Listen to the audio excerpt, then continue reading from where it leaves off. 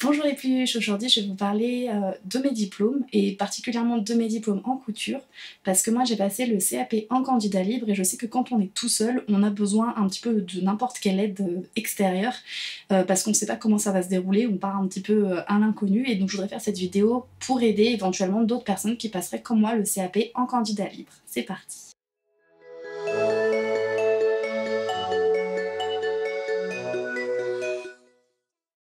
Alors, outre le brevet, mon premier vrai diplôme ça a été le bac et donc moi j'ai passé un bac économique et social.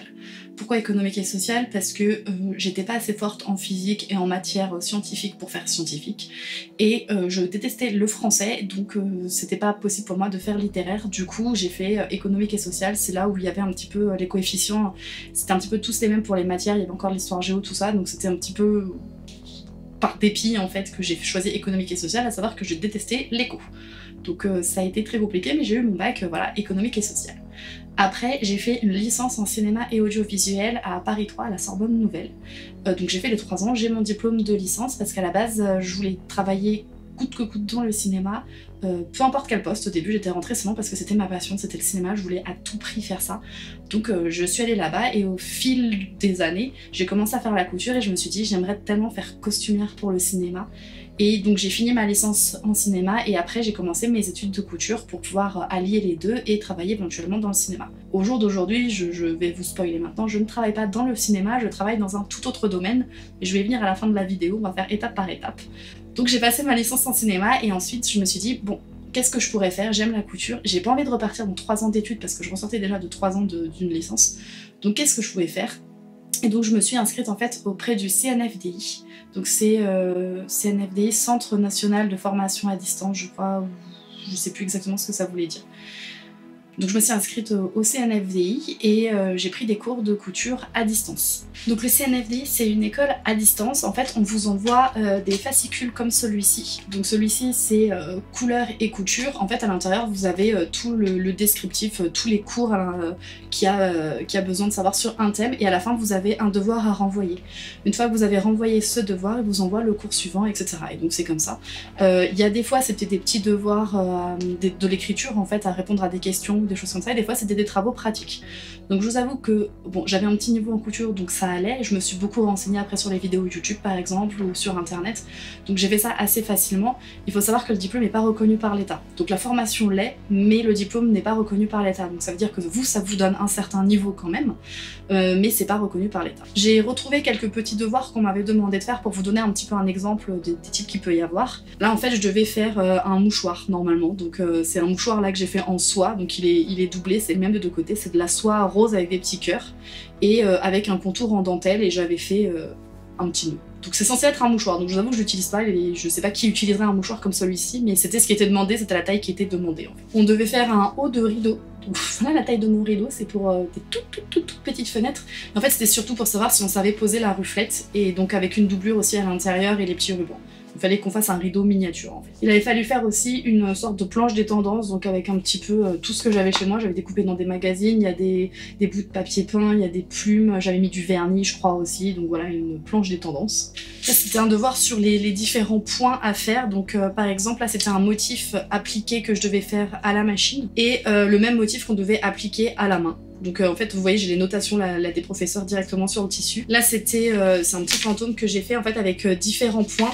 Donc il y a un point de bourdon, un point de nœud, un point de chaînette et un point de tige. Donc c'est les 4 points qui étaient exigés et après on devait faire nous-mêmes le motif qu'on voulait. Donc j'avais fait un petit fantôme avec les différents points dessus. Là c'était un smoke à faire. Donc c'est une partie, en fait c'est des points qui permettent de réaliser quelque chose d'un peu élastique. On trouve ça souvent sur les robes de petites filles, donc sur des espèces de bustiers, ou des fois en finition de manches ou des choses comme ça. Là c'était ce qu'on appelle du jour, c'est-à-dire qu'en fait on retire une partie du tissu, un fil du tissu, et on fait des espèces de petits nœuds comme ça, et puis ça fait un petit motif, on trouve ça aussi sur les chemises, et donc là c'était un jour échelle. Là c'était différents points à faire à la main, donc le point de tige, le point de chaînette, le point d'épile, le point du diable et le point de bourdon. Je vous avoue qu'à part ici, je n'en ai jamais refait d'autres. Là, c'était poser du coup une fermeture éclair bord à bord. Donc après là, c'était poser une fermeture éclair donc avec le bord ici. Et en fait, elle me note que c'est pas la même distance à chaque fois. Mais bon, moi j'avais pris une grosse fermeture éclair Kipling avec le curseur énorme. Donc j'avais un petit peu galéré à le faire et je vous avouerai que les devoirs en fait je les faisais super vite parce que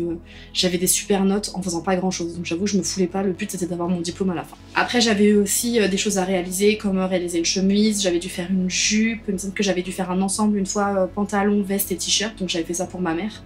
Voilà, il nous demandait vraiment plein de choses, il y avait une vingtaine de cours à peu près. Et donc j'ai fini par avoir le diplôme à la fin, mais bon, il n'est pas reconnu par l'État. En parallèle, je faisais aussi des cours du soir à l'ESMOD. Donc l'ESMOD propose des cours du soir, donc c'est des cours de 2 heures, 2 fois par semaine. Ils proposent modélisme et stylisme.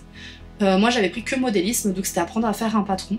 Et donc j'ai suivi la formation là-bas à l'ESMOD, et c'était un prof qui nous expliquait donc au début comment faire une jupe droite. Donc on faisait vraiment le patron de A à Z. On partait d'une feuille blanche et il nous apprenait à faire le patron en taille standard, on va dire, donc c'était médium ou 38. Et il nous apprenait après à la modifier pour la mettre à notre taille. Donc c'était la jupe droite, on avait vu aussi le pantalon et la chemise. Moi ça m'avait appris à prendre confiance un peu plus en moi parce que j'avais quand même, en fait toutes ces bases là je les avais, mais c'était de voir que finalement je faisais bien et d'avoir un prof qui était derrière qui me disait bah oui c'est comme ça qu'il faut faire, ou alors non là t'aurais dû le faire comme ça. Ça m'aidait parce que j'étais vraiment du coup dans mes cours à distance et mes cours du soir voilà, un peu toute seule, donc voilà. Puis l'ESMOD c'est quand même une grande école, donc d'avoir ne serait-ce qu'un certificat qui approuve que vous avez fait ces cours du soir, c'est quand même un petit plus aussi. Donc j'avais fait ces études là, puis après j'ai commencé à travailler dans le prêt-à-porter, et en faisant ça je me suis dit bon bah j'avais lu sur internet en faisant des recherches qu'en fait on pouvait se prétendre couturière en ayant le CAP. Donc je m'étais renseignée comment faire le CAP et j'ai vu qu'on pouvait le passer en candidat libre. Donc pour le passer en candidat libre, vous vous inscrivez, je crois que c'est à peu près jusqu'en décembre, je crois que ça doit être octobre, novembre, vous pouvez commencer à vous inscrire sur le site de votre académie, peu importe l'âge, et vous dites que vous voulez faire le CAP couture floue en candidat libre. Il faut prouver que vous avez eu au moins un diplôme précédemment, ou si vous avez un diplôme équivalent au CAP, vous êtes dispensé de certaines épreuves générales. Donc moi j'ai pas eu à passer tout ce qui était le français, les maths et le sport. J'ai passé vraiment que les matières propres à la couture. Du coup, le CAP se déroulait en 3 épreuves. Il y avait d'abord la PSE, donc prévention, santé et environnement. Ça, c'est une épreuve qui est commune à tous les CAP. C'est une épreuve que j'ai repassée encore moi après en passant d'autres CAP. C'est l'épreuve qui est commune vraiment à tous les CAP et c'est sur quelque chose, c'est des petits exercices de cas pratiques de la vie professionnelle. Donc ça peut être des choses sur des contrats, ça peut être sur le travail, la posture au travail, sur les risques, sur la santé, sur comment bien manger, le rythme du sommeil, enfin voilà, tout ce qui entoure en fait le rythme du travail et la vie professionnelle. Donc ça dure 1 heure et c'est un coefficient 1. Donc c'est vraiment ça, c'est des points bonus en fait, si vous voulez. Il n'y a pas grand chose à réviser, vous pouvez prendre en fait n'importe quel CAP, faire les annales des choses précédentes, des années précédentes, peu importe le CAP, de toute façon c'est commun à tous les CAP. Ensuite vous avez le P1. Le P1 c'est, alors j'ai mes petites notes, la mise au point d'un modèle et préparation à la fabrication d'un vêtement. Donc c'est-à-dire que on peut vous poser des questions sur l'histoire de la couture, on peut vous poser des questions sur les différents points, des questions sur les différents plis, voilà, des questions vraiment techniques, et à la fin on vous demande de travailler sur une partie du patron que vous allez réaliser après. Donc ça c'est une épreuve qui dure 3 heures, qui est coefficient 6. Donc là ça commence déjà un petit peu à monter, on rentre dans le vif du sujet. Ça peut être la technologie des textiles aussi, enfin voilà, c'est vraiment quelque chose d'assez général, et en fait généralement la dernière épreuve on vous pose des questions sur la réalisation que vous allez avoir après. La dernière épreuve c'est le P2, donc ça dépend des académies, ça peut être sur 2 jours ou sur 3 jours, en fait c'est grosso modo une moyenne de 10 heures, ça dépend du projet que vous avez à réaliser. Moi ça avait duré 2 jours, je sais qu'on était séparés en 2 groupes et que le groupe dans lequel j'étais on était 3, on avait dit nous on veut le réaliser vraiment finir, quitte à prendre une pause que d'1 heure, mais vraiment finir sur 2 jours, et d'autres qui étaient revenus en fait, qui l'avaient fait sur 2 jours et demi, mais en ayant moins d'heures par jour. Faut savoir que moi du coup je l'ai passé tout en travaillant, donc j'avais posé des jours de congé dessus, j'avais posé je crois toute une semaine, parce que je savais pas trop quand est-ce que ça allait arriver, les heures, pour avoir le temps de m'entraîner chez moi entre temps, enfin voilà. Vous enchaînez pas toutes les épreuves en fait. J'avais, je crois, le vendredi d'une semaine, j'avais l'épreuve, et puis le jeudi et le vendredi de la semaine suivante, j'avais la dernière épreuve. Vous recevez la convocation chez vous, je crois, presque 2 ou 3 mois avant l'épreuve. Moi, j'ai eu de la chance, c'était vraiment dans la ville d'à côté. Il y a des filles qui devaient se faire tout un trajet, qui avait plus de 2 heures de trajet, parce que du coup, vous devez aller dans un lycée spécialisé avec le matériel à disposition, donc avec des machines à coudre, avec les tables, un endroit qui d'habitude dispense le CAP de couture floue. Alors vous passez les épreuves en même temps que les autres élèves, mais vous n'êtes pas dans les mêmes salles. Ça veut dire que les candidats libres sont séparés du cursus normal. Pour tout vous dire, j'étais la plus jeune en fait du candidat libre. Il y avait beaucoup de personnes qui avaient entre 30 et 40 ans qui le faisaient en reconversion ou juste pour elles, parce qu'elles faisaient de la couture chez elles et c'était pour se donner un certain niveau en fait. Moi c'était pour ça, c'est pour me donner un niveau parce que je faisais plein de choses, mais réellement je pouvais pas dire sur un CV j'ai tel niveau, mais j'ai au moins ce niveau-là. Donc c'était au moins pour pouvoir dire sur mon CV j'ai ce niveau-là, et si je débouchais en entretien, de dire bon j'ai ce niveau-là mais un peu plus aussi parce que j'ai fait d'autres choses et que j'ai fait quand même mes cours à distance et que j'ai fait des cours à l'ESMAD. J'ai gardé en fait mes épreuves, donc ça c'est mon épreuve de P1 qui durait, donc ça vous dit durer 3 heures, coefficient 4. Donc je vous avais dit coefficient 6, en fait je me suis trompée, là c'est écrit de toute façon, c'est coefficient 6. Pour réviser cette épreuve, en fait, moi j'ai utilisé 3 livres. Il me reste plus que 2 parce que j'avais ramené, quand je travaillais dans la vente, j'avais ramené un livre qui s'appelait La technologie des tissus. Et je l'ai laissé là-bas parce que comme on était dans la vente, j'avais fait toute une partie, moi, un petit brief en fait sur la technologie des tissus, sur le lainage, enfin les origines animales, végétales, ce que ça apportait, les mélanges, etc. Et j'avais laissé le livre à ma directrice, en fait je suis partie de là-bas et j'ai oublié de le reprendre. Donc il est toujours là-bas, donc je peux pas vous le montrer, mais bon ça s'appelait la technologie des tissus. Deuxième livre que j'ai lu, c'est celui-là, donc c'est sur l'histoire du costume, l'histoire des vêtements.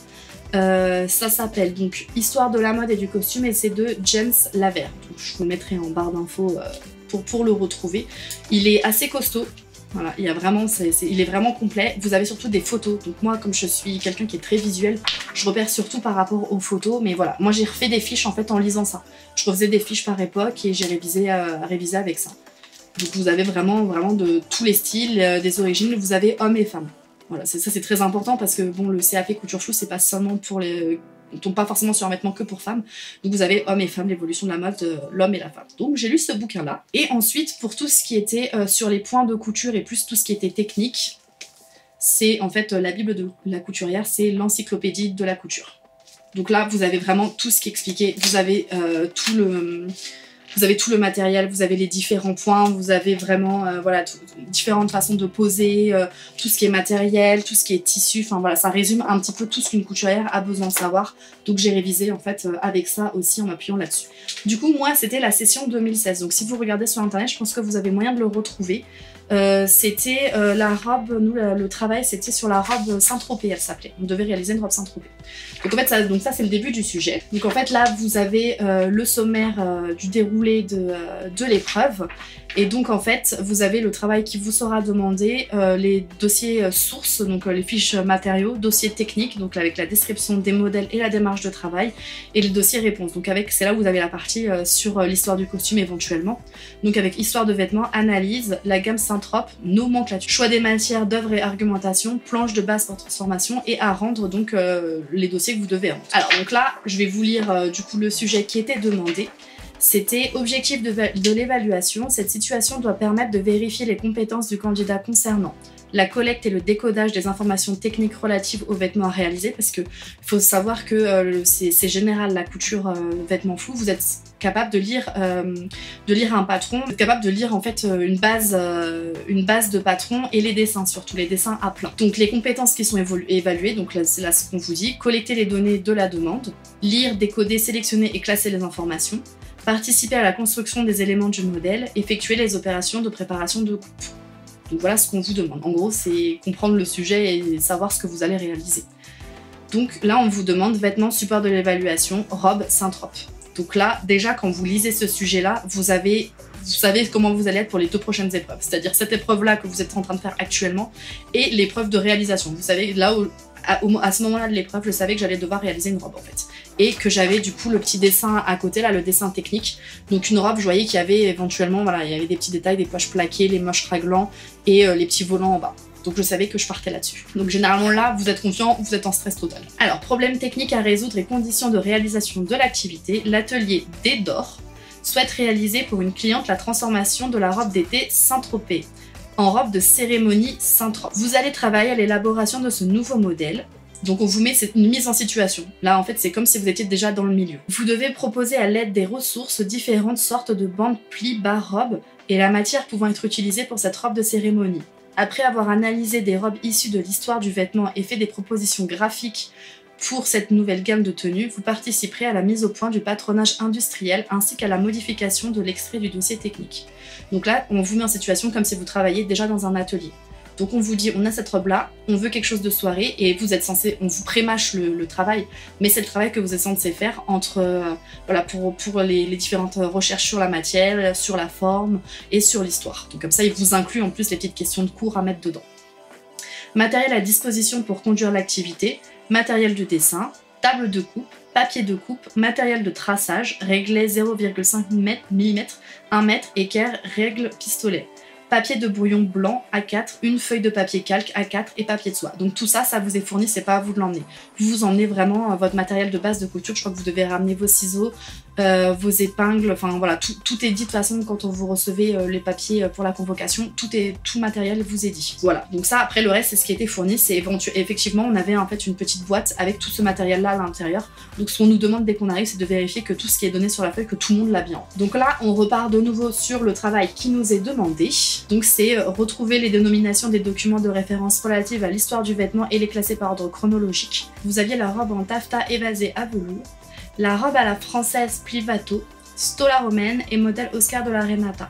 Donc ça c'était les différents noms à relier avec les différentes photos et ensuite à mettre dans le bon ordre. Vous aviez aussi une épreuve où on vous demandait, vous aviez des photos de différents plis et il fallait les nommer. Donc il y avait des plis creux, soleil, religieuse, origami et plis plats. Il y avait une épreuve où on vous demandait de refaire 2 dessins à plat en ajoutant, en fait c'était le modèle, donc la robe Saint-Trope, et vous deviez ajouter 2 plis, donc modifier le modèle et ajouter 2 plis. Donc là c'était mes plis, mes petits dessins super moches. Donc là vous aviez avec des plis origami dessus, et le deuxième ici, hop, c'était avec des plis creux. Donc je n'étais pas trop foulée parce que je suis pas très douée en dessin, donc c'était pas la partie que je préférais. Donc voilà, vous avez des petites questions comme ça qui vous emmènent en fait ensuite sur la feuille voilà, le plan de coupe de la robe que vous allez faire, et on vous demande de réaliser une petite partie du patron.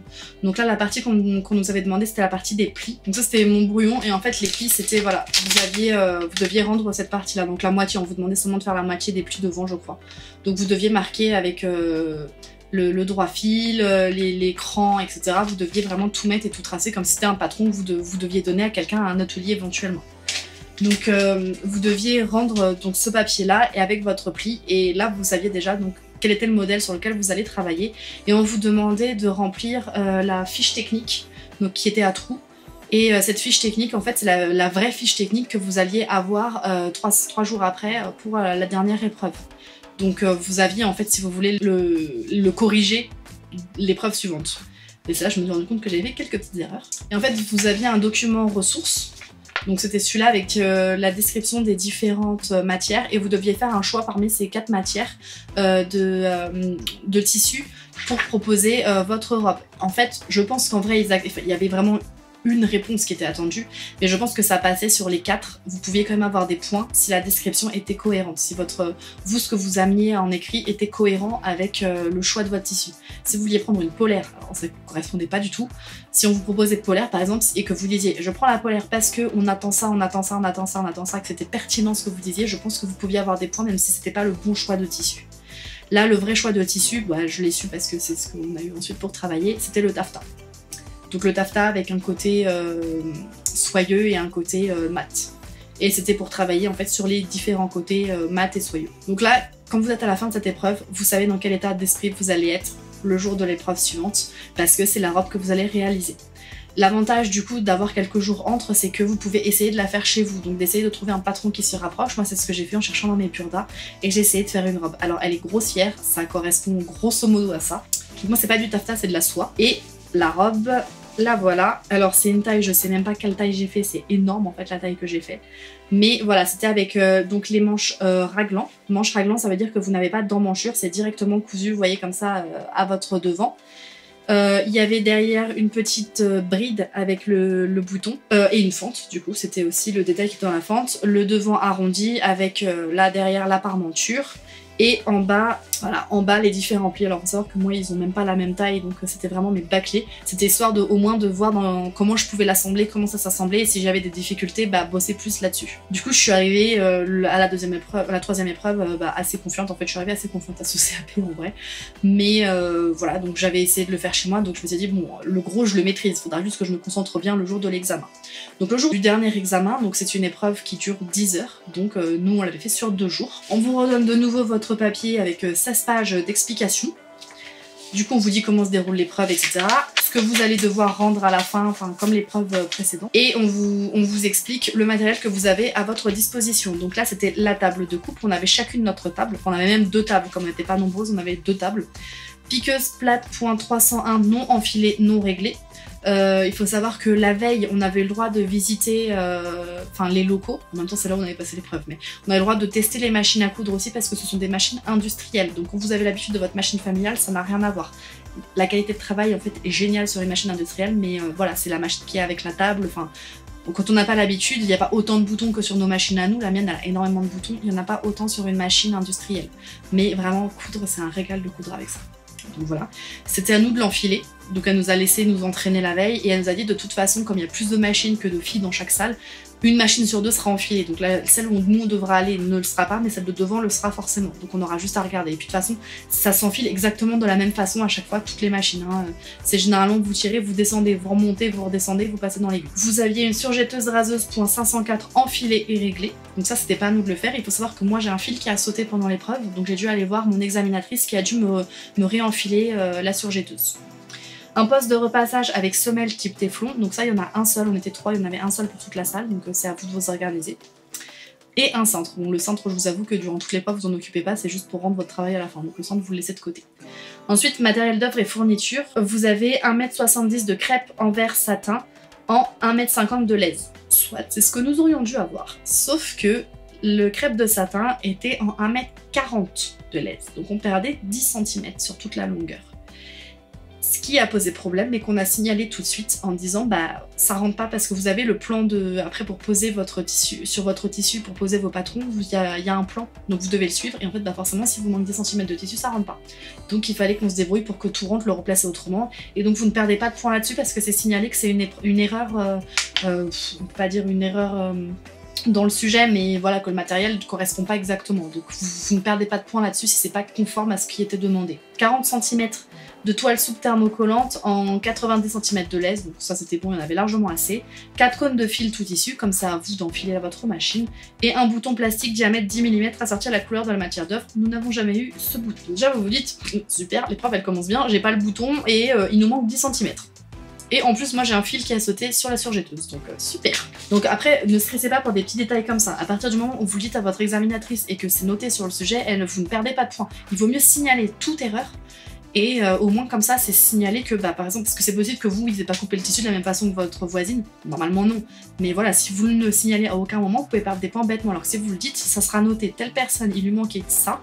Donc vous pouvez pas être pénalisé. Ensuite, on vous explique qu'il y a des choses qui vont être notées pendant l'épreuve. Donc vous allez être noté sur votre travail final, mais pendant l'épreuve, votre examinatrice est là pour noter certains aspects.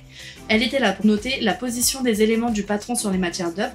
Donc c'est là où elle nous a pas fait perdre de points quand on lui a dit il n'y a pas assez de tissu. Procéder à la coupe du vêtement, donc elle regardait comment vous coupiez, est-ce que vous coupez en faisant des petites dents dessus, est-ce que ça s'effiloche un peu, est-ce que c'est une coupe sûre et droite, c'est noté. Régler et mettre en œuvre les matériels, donc ça c'est pour enfiler votre machine à coudre. Généralement si vous arrivez à coudre, c'est que votre machine à coudre est bien enfilée. Procéder aux opérations d'entoilage, donc là c'est pareil, elle venait regarder si vous avez bien repassé et entoiler du bon côté. J'insiste bien, entoiler du bon côté. Pourquoi ? Parce que moi, j'ai lu trop vite la nomenclature et je n'ai pas vu qu'on jouait sur le côté satiné et non satiné du tissu. Je me suis dit, l'endroit c'est le côté satiné, l'envers c'est le côté non satiné. Alors que non, finalement il y avait 2 endroits en fait, 2 envers, ça dépend comment vous voulez le dire. Et du coup, moi j'ai entoilé du mauvais côté. Et je m'en suis rendu compte à la fin. Enfin, à la fin. Pas au début en tout cas. Donc j'ai commencé à faire mon truc et c'est quand j'ai vu une de mes collègues passer à côté de moi et regarder mon travail, regarder sa robe, re-regarder son travail et retourner à sa place pour voir sur le papier que je me suis dit, il y a un petit loupé quelque part, ça doit être chez moi. J'ai regardé, j'ai fait effectivement, moi je suis partie sur une robe totalement shiny, donc un côté tout satiné. Et donc bah, il a fallu recommencer. Donc voilà, et après le reste, toutes les opérations ne sont pas notées, mais là-dessus vous devez attendre votre examinatrice.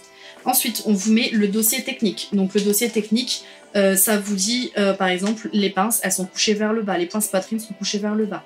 L'encolure, elle est arrondie, elle est terminée de telle façon, enfin voilà, ça vous dit toutes les petites finitions. Donc c'est vraiment le document à bien garder pour être sûr de gagner des points là-dessus. Après, donc on vous montrait le placement du tissu.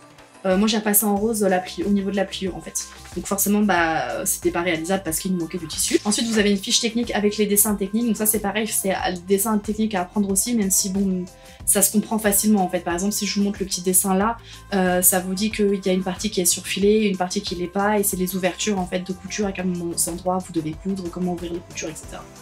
Donc c'est... Il vaut mieux que vous regardiez avant sur internet pour ne pas être surpris le jour de l'examen, mais ça se lit relativement simplement si vous avez une bonne déduction. Si vous faites de la couture depuis un moment, vous arrivez à le lire et à comprendre en fonction des explications qu'il y a. Ensuite, vous avez tout le déroulé du montage, donc ça vous explique étape par étape. Donc par exemple, qu'il faut thermocoller d'abord l'encolure, telle partie, telle partie. Ensuite, vous faites le pli creux de la poche, etc. Et vous avez vraiment tout qui est décrit de A à Z. Vous avez une partie opération, donc ça vous dit pré-piquer, par exemple pour le pli de la poche. Vous avez le schéma. Vous avez le type de point, et ensuite les renseignements, donc vous le faites cran à cran à 4 mm. Vous n'avez aucune question à vous poser. Vous faites tout ce qui est dit, exactement comme c'est dit.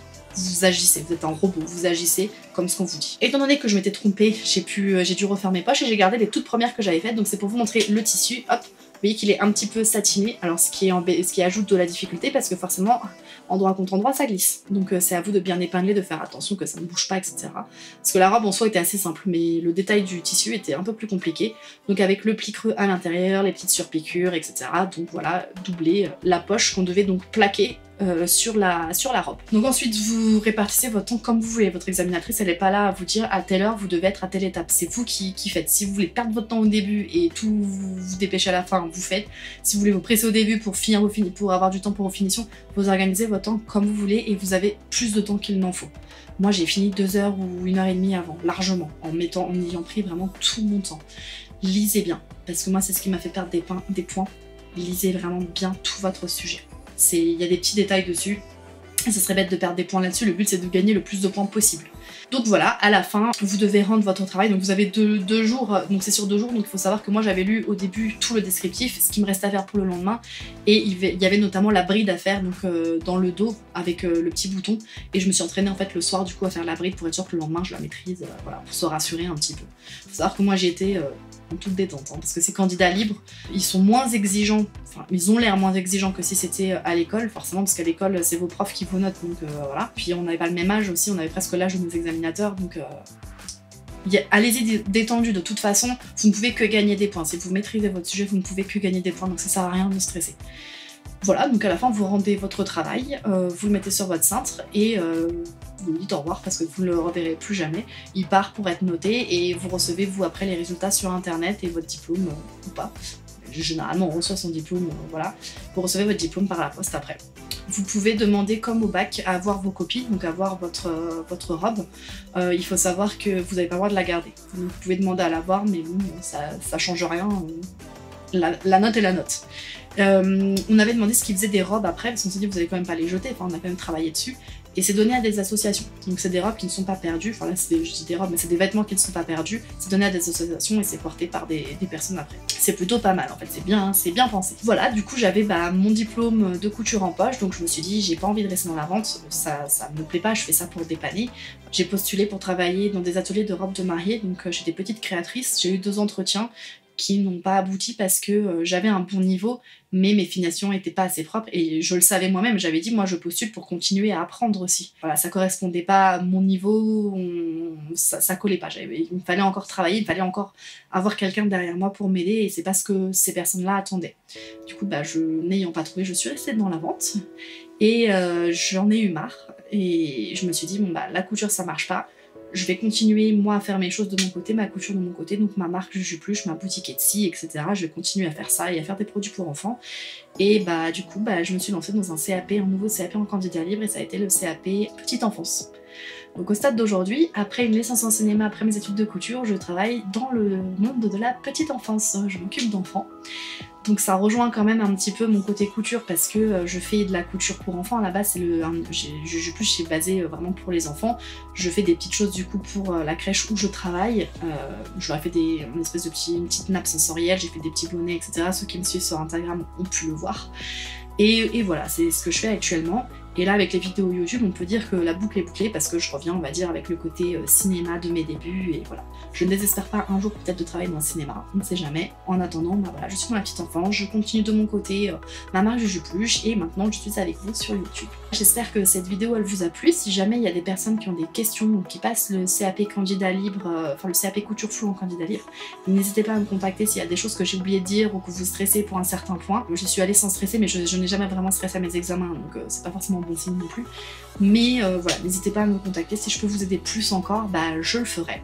Et j'espère que bah, voilà, les prochains qui passeront les examens tomberont sur cette vidéo et qu'elle vous sera utile surtout. Je vous dis bah du coup à bientôt, et surtout n'oubliez pas que tout ce qui est fait avec amour est toujours mieux fait, et en période d'examen c'est souvent utile.